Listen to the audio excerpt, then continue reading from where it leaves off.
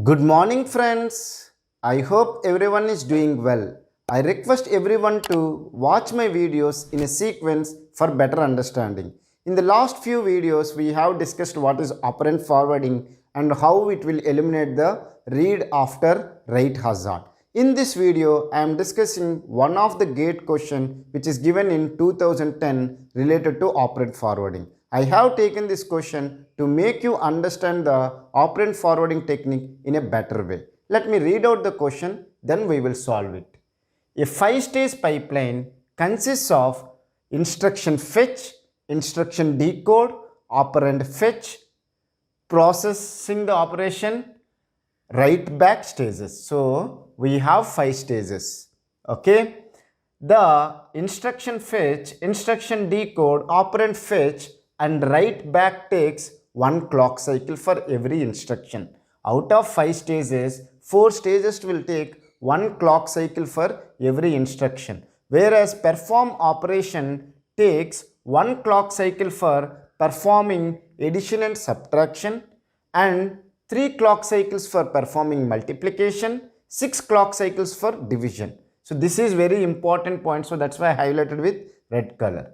What is the minimum number of cycles required to execute the below instructions with operand forwarding technique? What are the instructions they have given? Instruction I0 is performing the multiplication between R0 and R1 and the result is stored in R2 register. And instruction 1 is performing the division between R3 and R4 and the result is stored in R5. And instruction 2, what it is doing? It is performing the addition between R5 and R2 and the result is stored in R2. And the instruction 3, what it is doing? It is performing the subtraction between R2 and R6 and the result is stored in R5.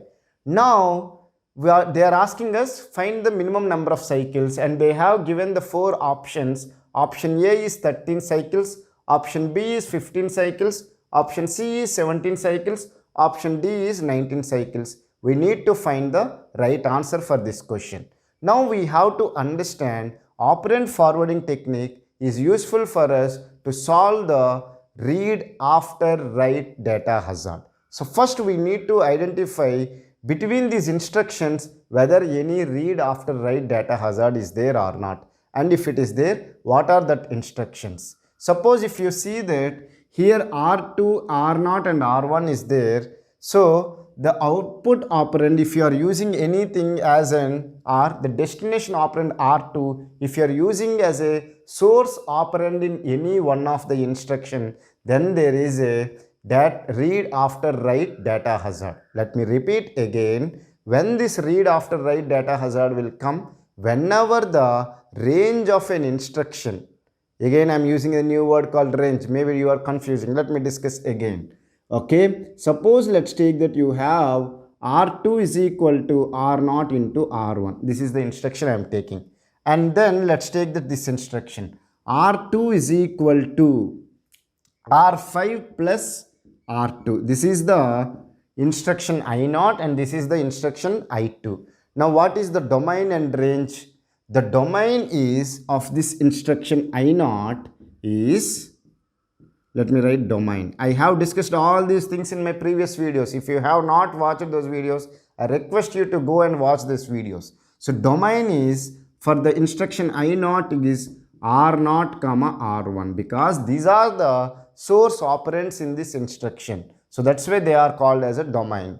And what is the range of I0 instruction? What is the destination operand? R2 is the destination operand. So I will write it as range as R2. Similarly for I2 instruction, this is I2. For the I2 instructions, the domain is R5, R2 because R5 and R2 are the source operands. However, range is also R2 because here the destination operand is also R2. Now what is the, when we will say that these two instructions have read after write data hazard. Okay, the range of this one, instruction I0, range of instruction I0 and if you intersect with the domain of the instruction 2, okay, if you find 5, then I will say that there is no read after write data hazard. If it is not equal to 5, then there is a read after write data hazard. So now if you see these two instructions, I0 and I2, you have a range of I0 is R2 and the domain of instruction 2 is R5 comma R2. What is the intersection between them? The intersection between them is R2, which is not equal to 5. So I can say that we have a read after write data hazard is there. So if you have read after write data hazard, you have to use the operand forwarding technique. Okay, so I hope you have understood how can you identify whether the two instructions have read after write data hazard or not. So now with this one, we will discuss between these four instructions, which instructions have read after write data hazard. Before I am erasing, as you really liking the video, please press the like button in the video and share the video with your friends. Okay, I hope you have pressed the like button. Let me continue the question. So you have I0 and between I0 and I2 there is a data hazard. Okay, and then data hazard means read after write data hazard is there.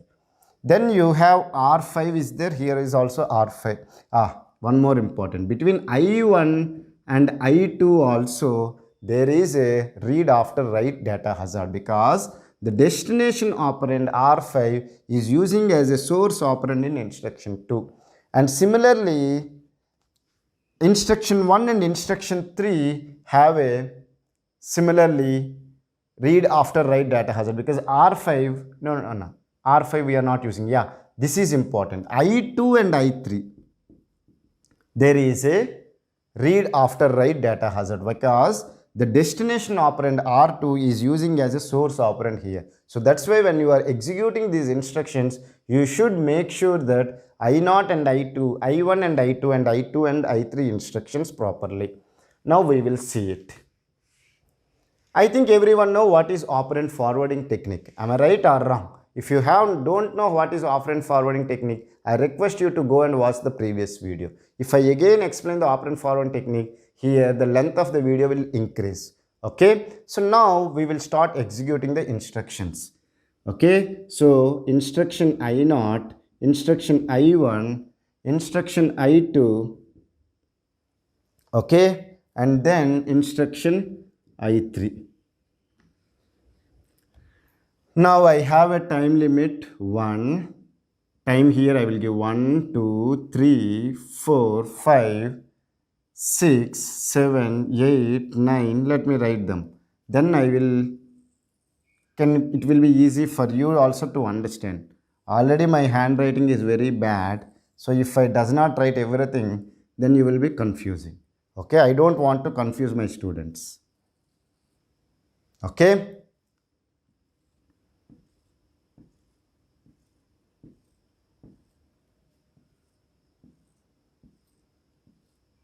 Now we will see. I am just assuming that it will be completed in 10. Okay, because if it is there, let me discuss it later.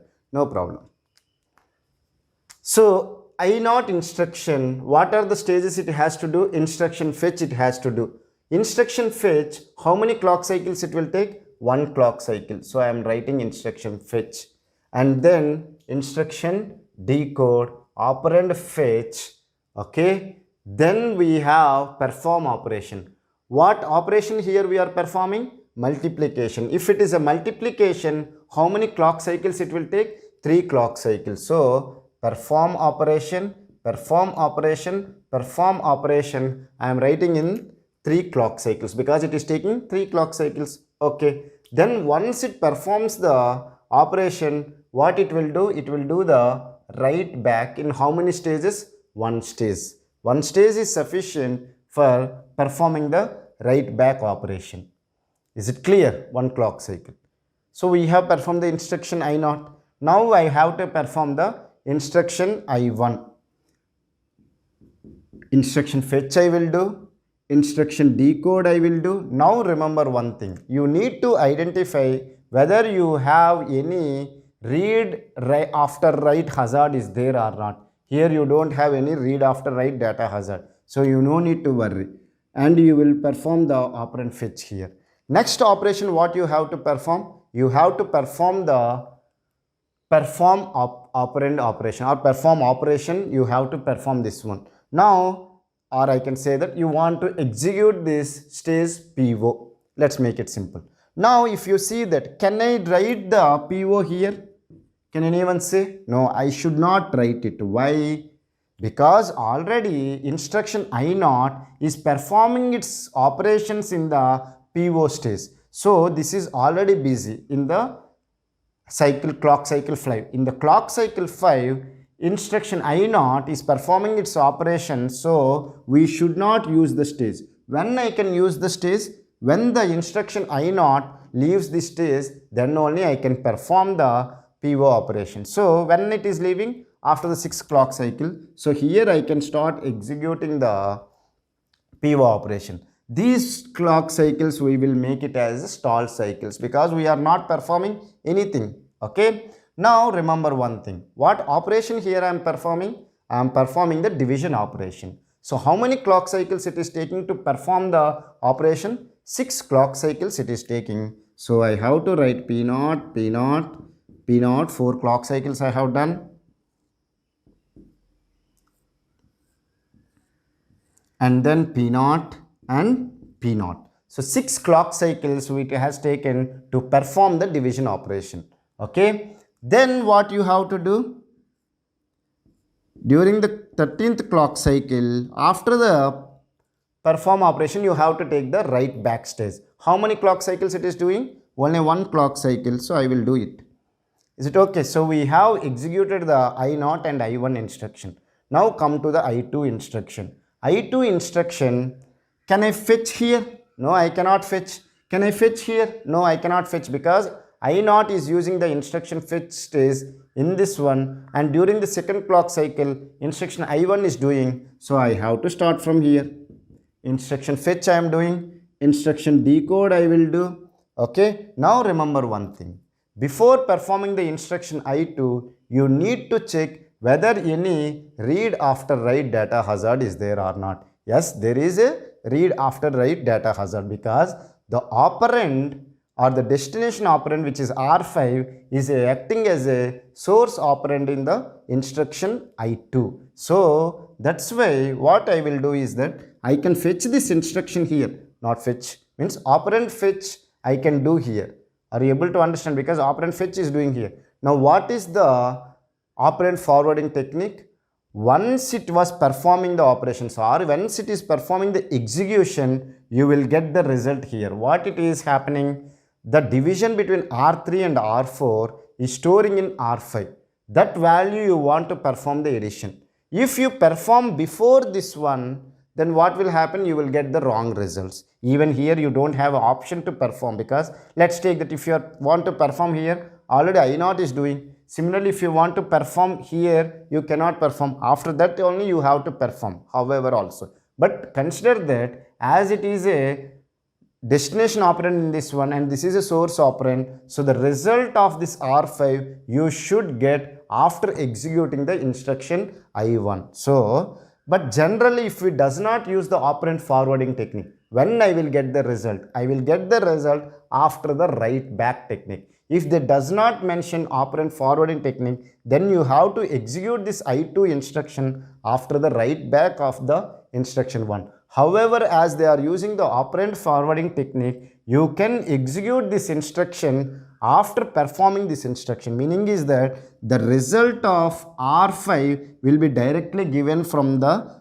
PO stage. So you can perform operation execution here, and then how many things you have to do? It is an add. So how many clock cycles it will take? Add will take only 1 clock cycle. So I have executed perform operation in the clock cycle 13 and write back at the clock cycle 14. So these are all the what you called stall cycles. You can ask me, sir, you have fetched the R5 and R2. Yeah, I will agree. Now what I am doing? R5 value again I am updating from here. Okay, R5 value I am taking from here. R2 value I have already fetched between R5 and R2. Now R5 was given here, that's so I am getting the updated value of R5, and then R2 value I already fetched. I am performing the addition and I am storing the result in R2 register. Now come to R3 instruction. R3 instruction is saying that subtraction between R2 and R6 and the result should be stored in R5. You need to check whether you have any read after write data hazard is there or not. How you will check? The destination operand R2 is acting as a source operand. So again you have a read after write data hazard. So now check where I can do the instruction fetch here. I cannot perform here, I cannot perform here, I cannot perform because instruction fetch stage is busy in executing the instruction I0, I1, I2 respectively. As it is free here, I am executing the instruction I3. And then I will do the instruction decode, and here operand fetch is free because it was executing here, executing here, executing here. It is free, so I will do it. Now I cannot perform the operation. I cannot perform the operation here also, here also, here also, here also because perform operation is busy. Now if you see that again the same concept will be applied. You have to execute the instruction I3 after the perform operation, not after the write back, because it is a operand forwarding technique. So you perform operation here, and what operation you have to perform? Subtraction. How many clock cycles it will take? 1 clock cycle. So in 1 clock cycle you will execute the subtraction, then you will perform the write back operation. So I have executed the instruction I0, I1, I2 and I3 in how many clock cycles? 15 clock cycles. They have asked the minimum. So minimum I am required is only 15. So the option B is the right answer for this question. So I hope you have understood how I have solved this question. If you still have any doubts related to this concept, I request you to watch my previous videos such as operand forwarding technique and data hazards. If you watch that video and watch this gate question, you will clearly understand. Still, if you have any doubts, feel free to ask me in the comment section. I will try to clear your doubts in less than 24 hours. You can ask me, sir, why you are stressing this much on this concept called operand forwarding? So many years they have asked in GATE 2010, GATE 2006, GATE 2015. So every year, almost like every 2-3 years, they are asking this question. So that's why I am stressing very much on this technique called operand forwarding technique. I hope you have understood. Thank you for watching my video. Have a nice day.